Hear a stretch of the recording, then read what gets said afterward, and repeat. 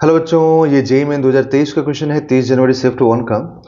Thin uniform rod of length 2 metre, thin uniform rod of length 2 metre, cross sectional area A and density D is rotated about an axis passing through the center and perpendicular to the its length with angular velocity omega, if value of omega in terms of its rotational kinetic energy E is, है ना, जहाँ पे मतलब kinetic energy दिया हुआ है आपको, आपसे अल्फा पूछा जा रहा है।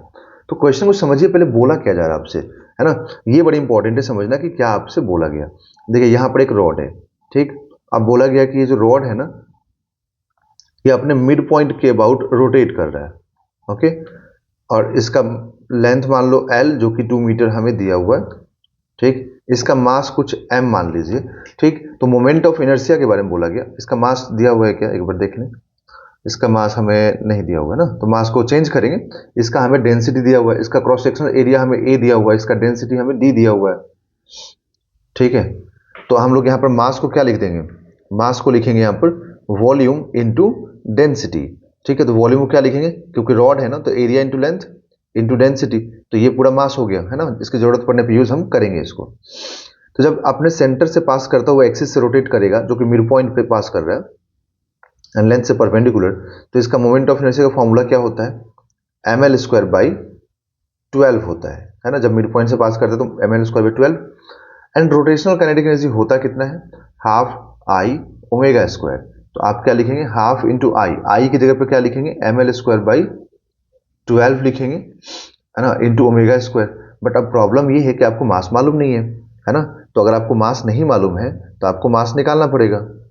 तो आपने मास तो निकाला है ना, जस्ट कितना है, देखिए यहाँ पे लिखा है A into L into D, मतलब area into length into density, ये मास हो गया, इंटू L²/12, ठीक है, into omega square, okay, into omega square. समझ में आया आप लोगों को। अब इसमें एक मिनट, इसमें हम लोग से अल्फा पूछा है ना, हाँ। तो इसमें देखिए, इसमें हम लोग क्या कर सकते हैं, लेंथ को पुट करेंगे, है ना। तो ये 24 E is equal to, length को पुट कीजिए और यहाँ रखिए, देखिए ये A इंटू डी, और ये L³ हो जाएगा, L और L² L³ और L कितना है, 2 है, तो 2 का पावर 3 हो जाएगा। और यहाँ पर 12 into 2 24 into omega square, okay.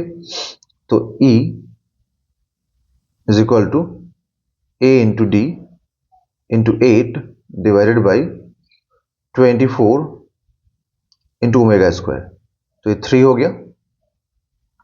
तो ओमेगा इज इक्वल टू कितना आएगा, ओमेगा इज इक्वल टू आ जाएगा यहाँ पर, एक minute, omega is equal to, ये 3 है ना, 3 इंटू ई, ओके। और यहाँ से ए डी, तो ए डी, ठीक। तो यहाँ से अब अगर कंपैरिजन करें हम लोग, तो alpha into E by A D, है ना, यही था ना, alpha into E upon A D, जहाँ पे अल्फा पूछ रहा है। तो अल्फा यहाँ से हम लोग क्या मिलेगा, अल्फा मालूम हो जाएगा 3, ओके। तो इसका आंसर होगा 3। इसी का तो वैल्यू पूछा था आपसे, तो इसका आंसर हो जाएगा 3।